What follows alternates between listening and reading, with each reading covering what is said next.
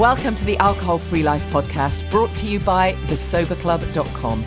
I'm Jamie Grace. This is for you if you've quit the booze or you'd like to, or maybe you're just sober curious. I'll bring you tips and motivation without any judgment, and there'll be inspiration from experts, quit-lit authors, and sober heroes.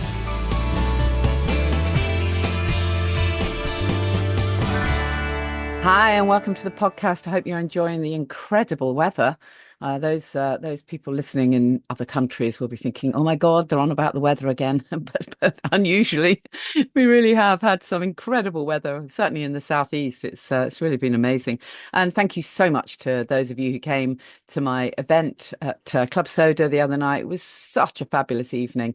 It was really great to see some podcast listeners, to meet some people I haven't met before. So several of our sober coaches came along, which was wonderful.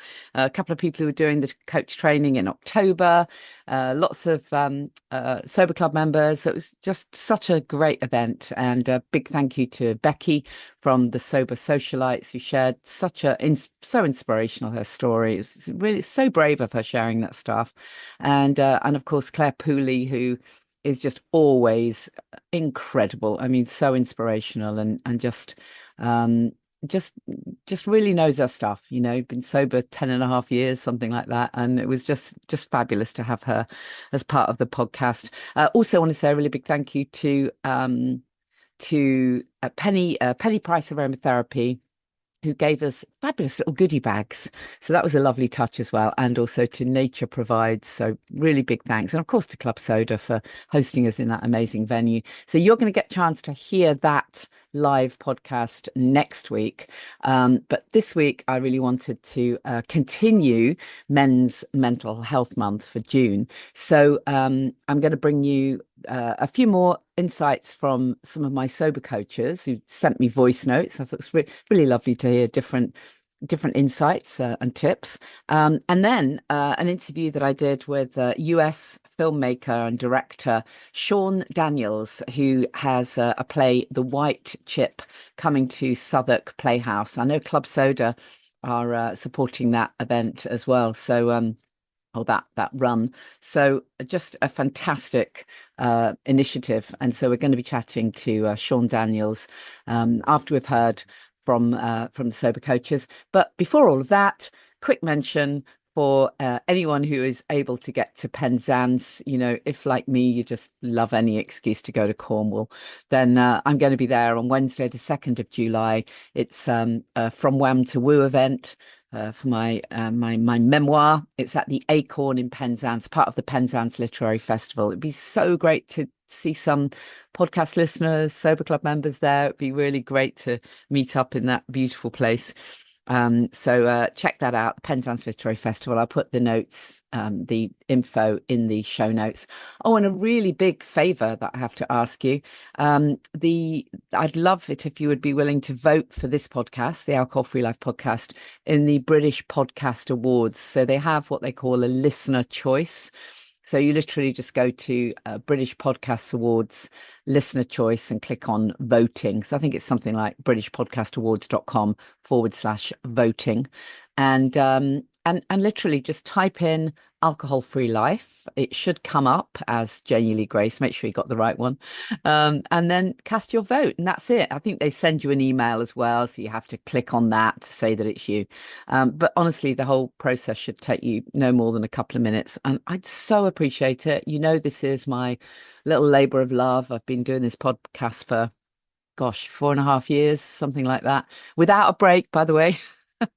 But you know, I love it because I'm so lucky. I get amazing guests, and it just keeps me feeling really connected. And you know, I love learning from my guests, and I love hearing inspirational stories. So I'm thrilled to do it. But it is just me and my editor, Sonny. That's it. And, you know, I don't get any funding for the podcast. It's not published by any of the big guys. And so to have some recognition would just be amazing. So if you'd be willing to do that for me, literally 2 minutes of your time, I'll put the link in the in the show notes. Just British Podcast Awards /voting, britishpodcastawards.com/voting. Thank you. That would be so much appreciated. Yeah, that'd be great. While we're talking about awards, by the way, with my other hat on, I'm in the middle of my Platinum Awards, where we recognise the best in natural and organic products and services. You heard Amanda from Naughty on the show last week. Naughty are one of our sponsors for the Platinum Awards.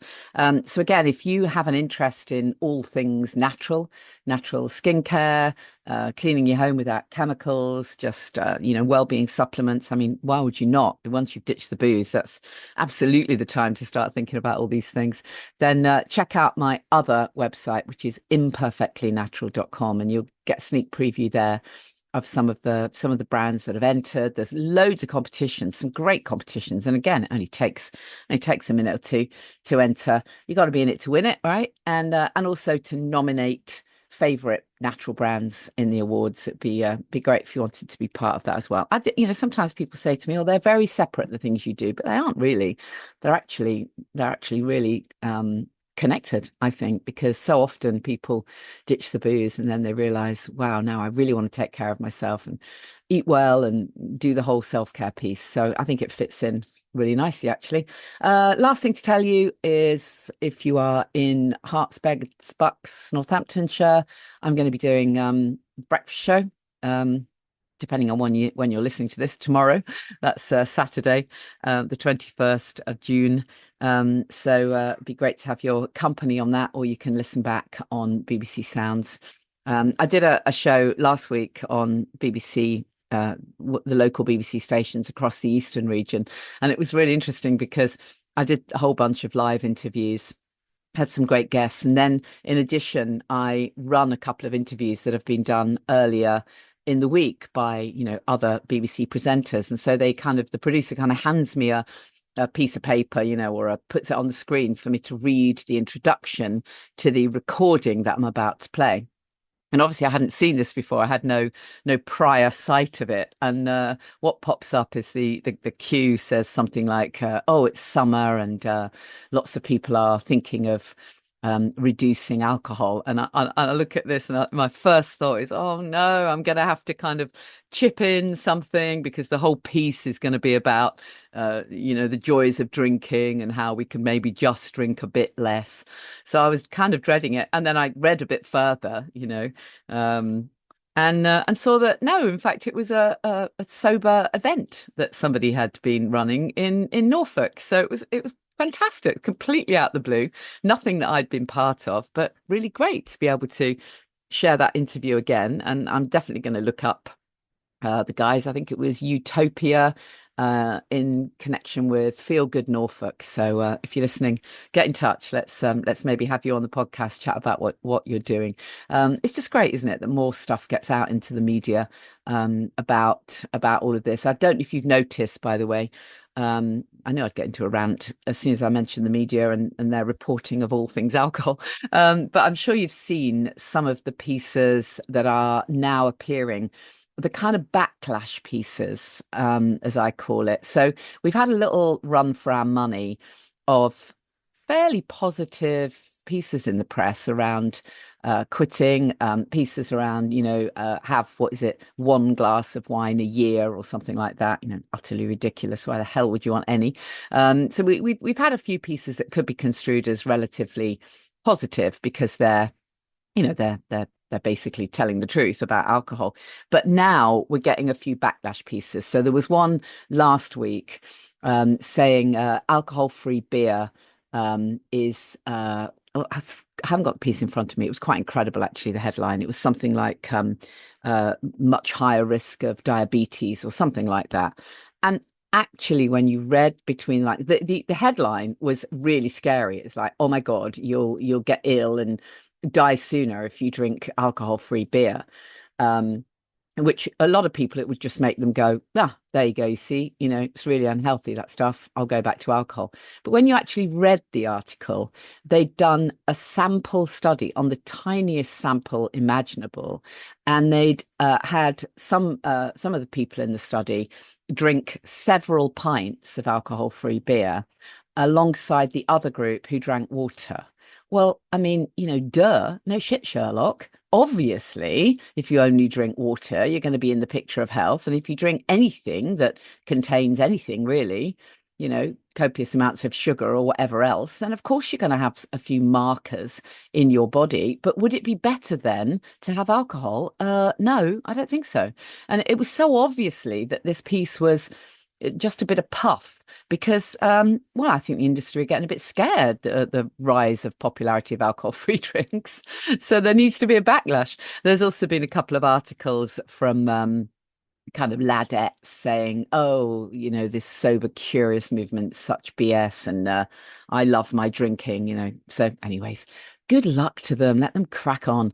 As you well know, I've said it so many times, I am not, you know, up for prohibition. Let everyone do whatever they want to do.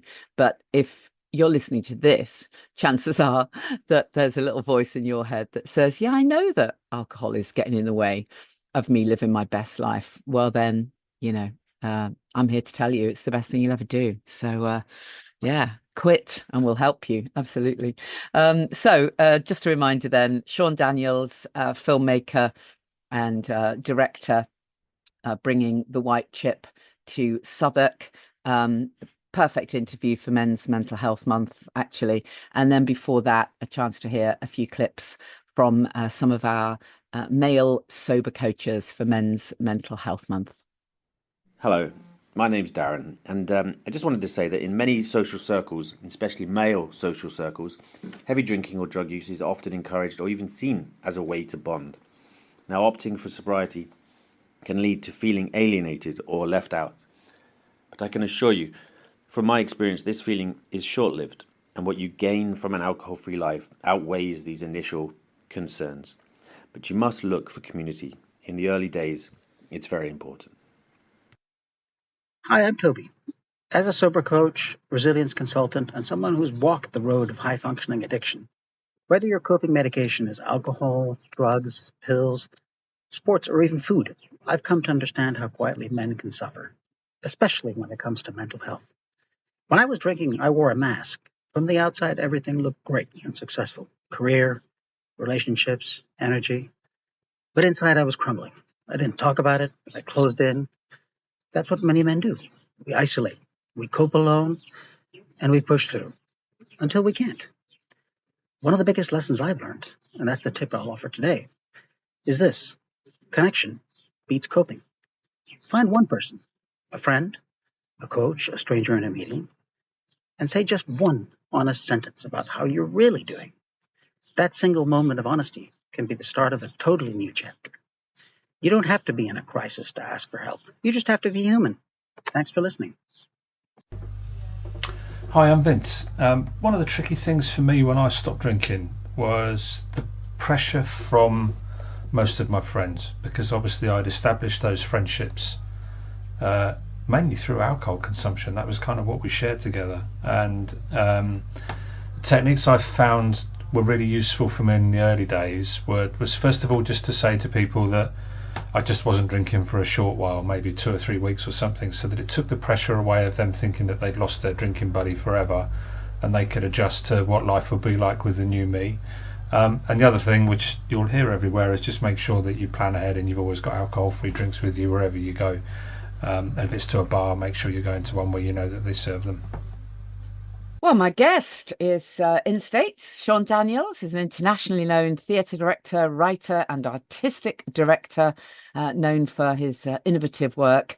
And this particular new project, well, this just sounds absolutely fascinating and inspirational. The White Chip is coming to the Southwark Playhouse, kicks off July the 9th. Sean, thank you so much for being my guest on the podcast. Oh my God, thank you for having me. Oh, tell me a little bit about you then, before we get into this production. Take me back in time. Tell me a little bit about your history, your interest in this particular topic, and yeah, let's hear a bit about the past. I've worked in the arts and theater my whole life, but more relevant to this, on October 12th, 2011, I tried to take my own life because I had been I could probably only stay sober for about 25 minutes at that Yeah. point, and I was Yeah. really at the bottom. I'm a bit of an overachiever, so I really had an amazing bottom of like crashing cars and people leaving you, and it'd just been so long before somebody had smiled to see me coming, and so I was unsuccessful taking my own life, and then as opposed to trying again, I called my mother, who I did not get along with at the time. And for whatever you believe in, it was her 1 year anniversary of getting sober. She was Wow. walking home from getting her 1 year chip, and I called and because we hadn't been in touch, I didn't know. I had no idea that she was getting sober. I had no idea that a whole year had passed Mm. in terms of doing it. And so she got me through that night and got me into a rehab center. And to this day, we share the same sobriety date. So Oh, wow. we Brilliant. every year she gives me like her chip from the year before, to say that it's like 12 years or 11 years. Amazing. Uh, So just before that, just to back up even before that, then, um, you know, I mean, I'm always just interested in when people look back, at how bad it got, as it were, when they kind of look back, um, what got you to that place? What was it, do you think, or what was it the lack of that led you there? I think for me, I really held on. I mean, it took me a year and a half to get 90 days, right? And Mm, so I think I was one of those people that just tried every other solution besides getting sober. That I right, right. really and honestly, so part of why I wanted to write this play is that for me, what really worked was I got into this group of kind of like old Jewish men who, when I went to go meet with them, they were like, all right, we're going to tell you all about science. We're going to tell you about brain chemistry. We're going to tell you about neural pathways. We're going to tell you all about all these things that in a year and a half, I had never heard before. Because Mm, for me, I'd been state ordered to attend AA meetings. I had gone in, I'd been a part of them. And I just heard the God concept over and over yeah, again. yeah. And I either I couldn't do it or it was a great reason to not do it. I Mm, think I mm, think probably now that I'm a little bit that I've been sober for a while, I look back and I was like, well, I'm sure I had a problem with the God concept, but I think also like I was really ready for any reason to be my excuse why I wasn't going to have to do this. So I yeah, think yeah.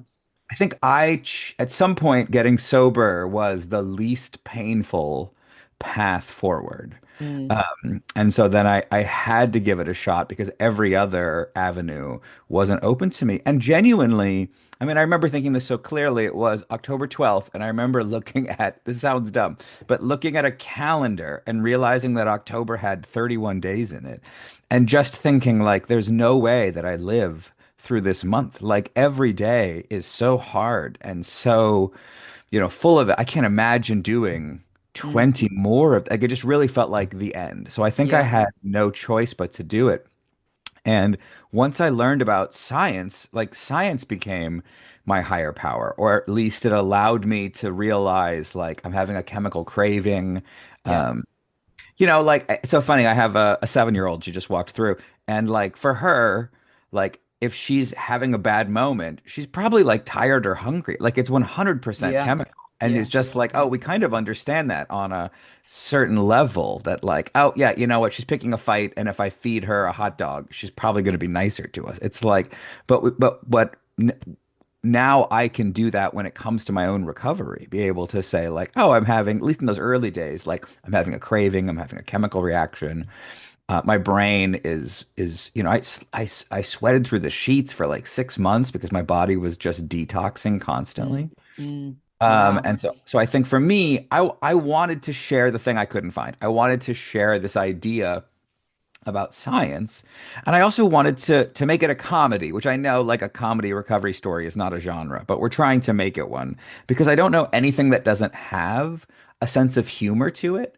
I mm, don't know, you go to a weird a funeral and everyone's so sad and everyone's just desperate for someone to say a dumb thing so that they yeah, can so they all can laugh, laugh, yeah, and I yeah, just think I grew up in the 80s where over here in the States it was just say no, and after school specials and all this kind of like it was treated with such reverence that you really felt like something was really wrong with you, as Yeah. opposed to this being a disease, right? Which Yeah.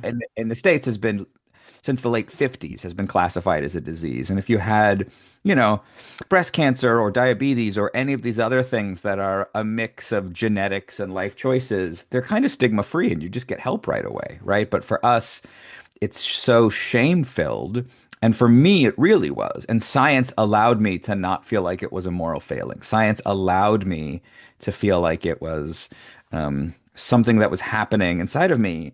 And I will say this, you know, my family is half Scottish and half Irish. And so I say, like, we're an Irish family with a drinking problem. And everybody laughs because everybody actually understands like genetic disposition. Everybody Mm, mm. understands, like when it comes to the Irish, we're like, well, of course, your mother and your grandfather and everybody. So on some level, we do understand the way that it's passed down. We just don't add in the grace that comes with that as other diseases. You know, every family has a disease, right? Every family is a skin cancer family or a breast cancer family or a whatever. And you just understand that's part of what it's going to be. But when it comes to recovery, we don't offer that same grace for this disease.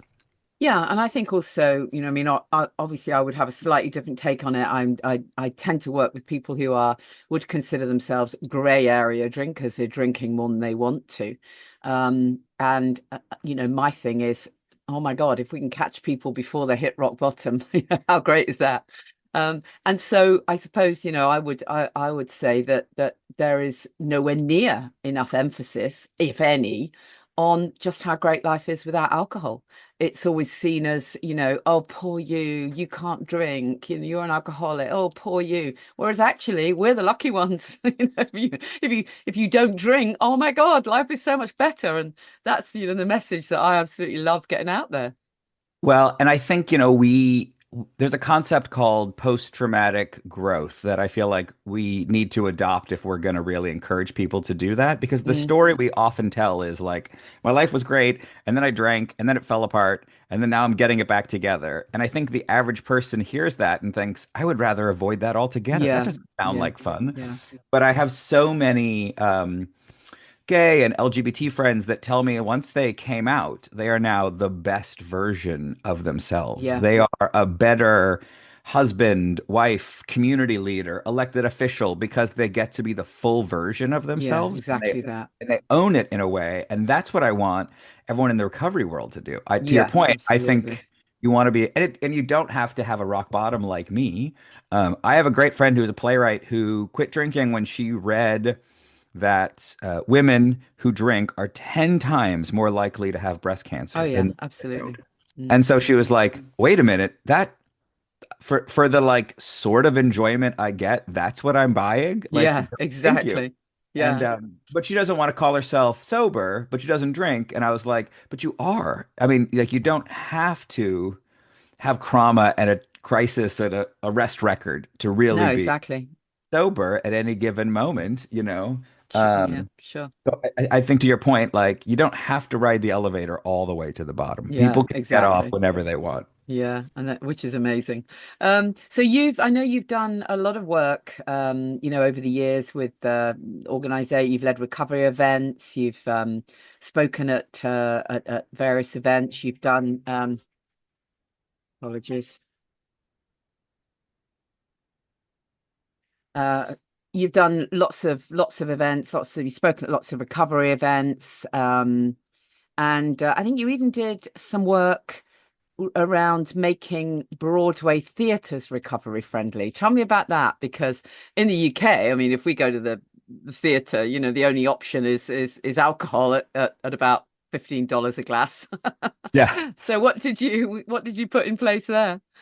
So we're working the President Clinton, who was one of our former presidents that is definitely involved in how do we stop people from overdosing. I'm working with his foundation to try to make theaters have naloxone in the front and in the back.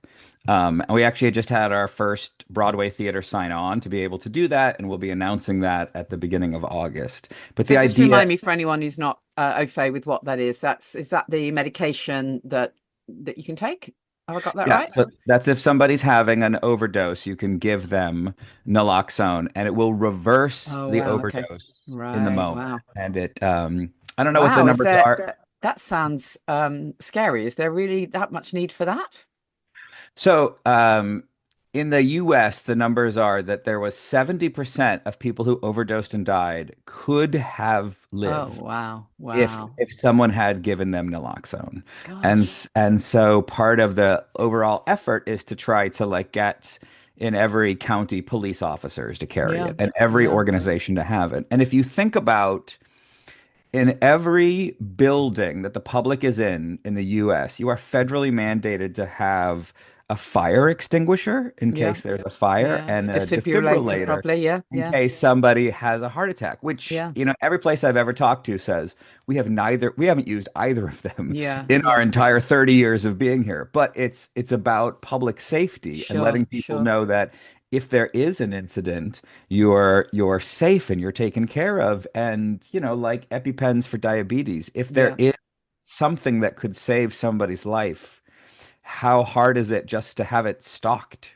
Yeah. Just to, Exactly. have Exactly. it there. It doesn't cost you anything. And so, Mm, mm. for these Broadway theaters, and part of it is education, though, because part of why people push back is that they think, well, I'll get sued if I try to help somebody and they still die, which is not true. We can't give out drugs. It's like it's not a drug. You can give it to a pregnant woman, and if she's not high, it will have no effect on her Mm, whatsoever. mm, mm. But it could save lives. And I Yeah. think in the US, overdoses are the number one killer of people 18 to 49. So Wow. the Wow. workforce of our country, the number one thing that kills them is not guns, is not cancer, is not anything that the news would tell you. It's people overdosing. That's right. That's incredible. We lose somebody every 7 minutes.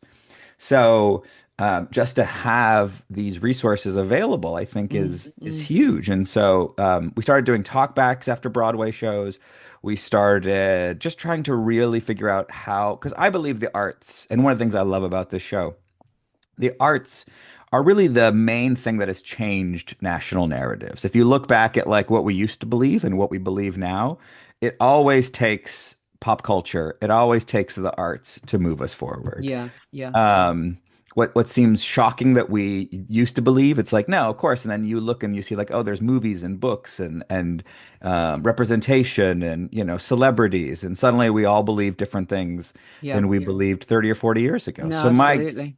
my goal is for the arts to do that for recovery, so Yeah. that Yeah. 30 or 40 years from now, we're like, oh, if you get ill, you go get help. And it doesn't feel like it's the shameful thing that it is now. Yeah, absolutely. And talking of celebrities, I know you wrote a piece about Matthew Perry's passing, and that was read 250,000 times, I read here.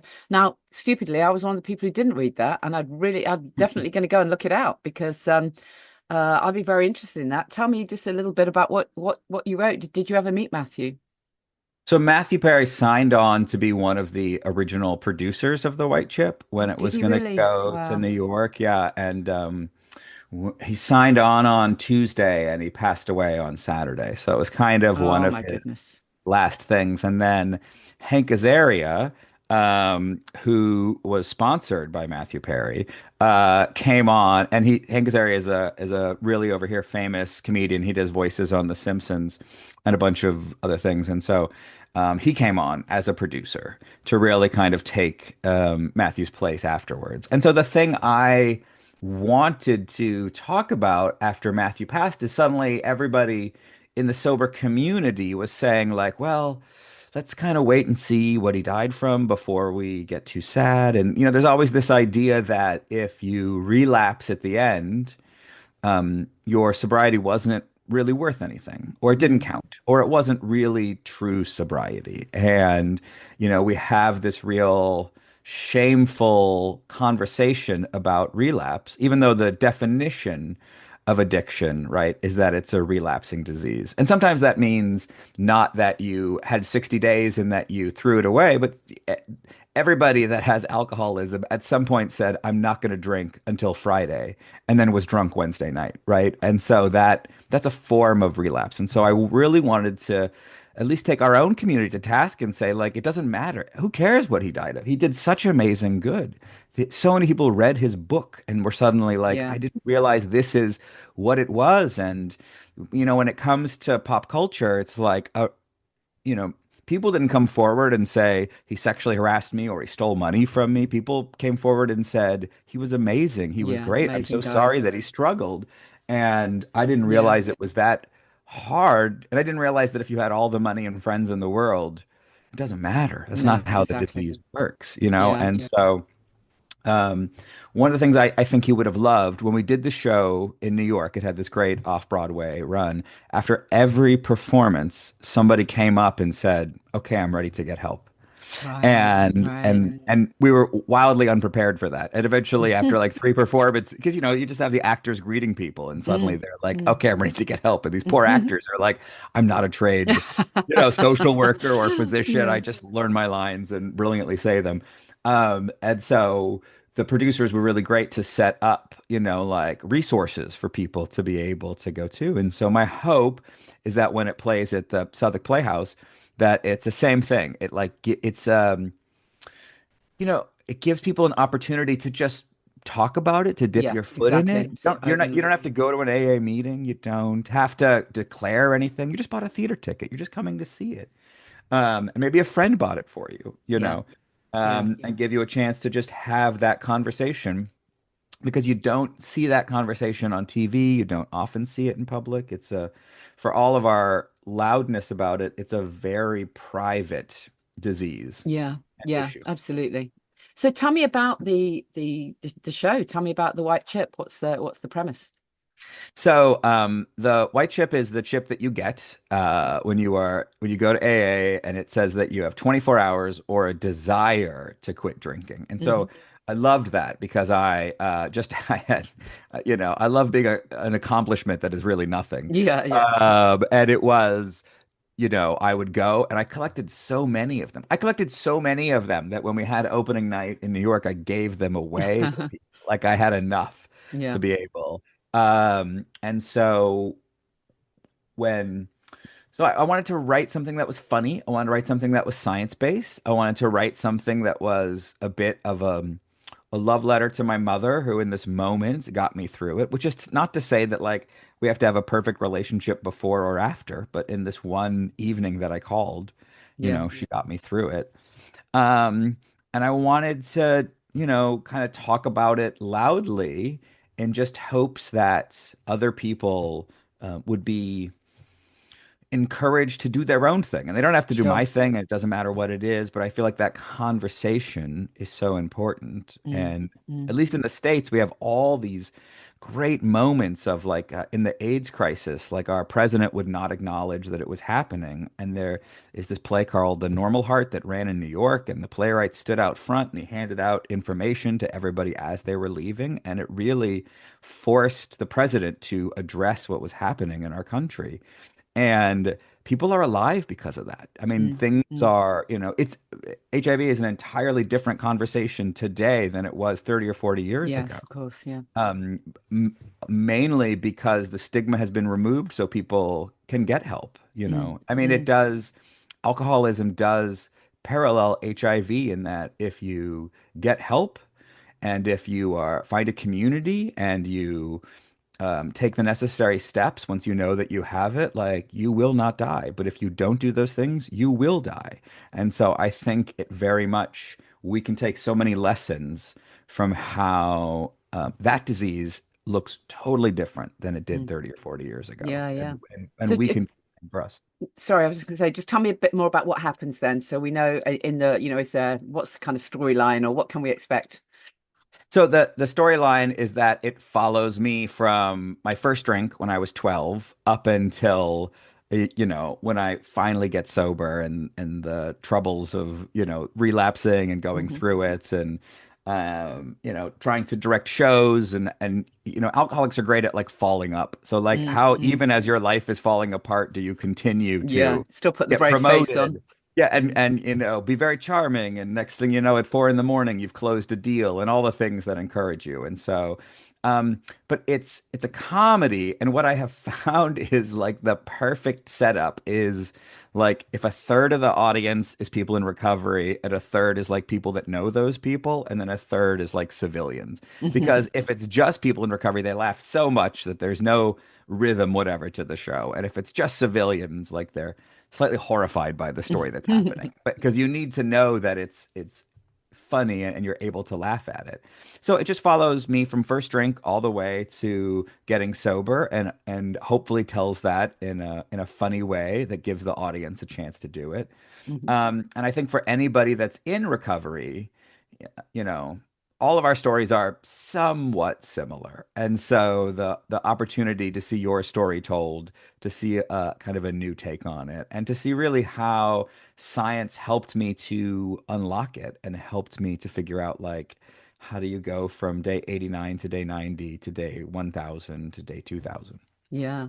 Where have you done the show already? Where are you? I guess you're already running the show. No, so it had a couple smaller theaters, and then it ran twice in New York City and had Okay. kind of this last time a very successful run. And Hank Azaria, John Larroquette, Annalie Ashford, Jason Biggs, all these kind of celebrities came forward to add their name to it. And Danielle Torrento, who is our brilliant producer who's making it happen in London, came to opening night. And after opening night was like, we have to find a way to bring this over to London because not only, she's a producer, right? So like nothing ever happens unless she thinks it's going to work, but also she could see the good that it could do. Yeah. And we all love the arts because we feel like it can change hearts and minds, and it does that sometimes, but not always. And so she really wanted as an opportunity to better her community and to really try to save lives at the same time that we're putting on a show that hopefully is an enjoyable evening. Yeah, fantastic. Well, it sounds great, and can't wait to see it and read the fabulous reviews, I hope. Great venue. Southwark Playhouse is a great venue. I don't know if you've been there before, but you'll love I it. have. It's gorgeous, and what a great Funky place. area. Yeah. Yeah. Yeah. Brilliant. Well, thanks ever so much, Sean. We'll put the link in the show notes and give all of that information out. And I really appreciate you taking the time to chat to us. Thank you. Oh my God, thank you. So all that will go in the show notes. Thanks again to our coaches as well, who shared a few insights. Don't forget, if it's something that interests you, one of the things we were talking about at our event earlier in the week was just how much sobriety brings that new sense of purpose in so many cases, or just more energy, more awareness of wanting to kind of live your best life, really wanting to really focus on your well-being, on your self-care. And if for you, that means you want to support others, you want to lay the foundations for your own sobriety, then check out the Holistic Sober Coach training that I offer. I'm not doing a big sell for it. People find me because they know that it's right for them. But do check it out because it's very much for you as well as for your career, as it were. So you get a skill set for life. You get absolutely everything you need to become an excellent life coach, focused on, specifically working with people who are drinking more than they want to. It's not addiction recovery counseling.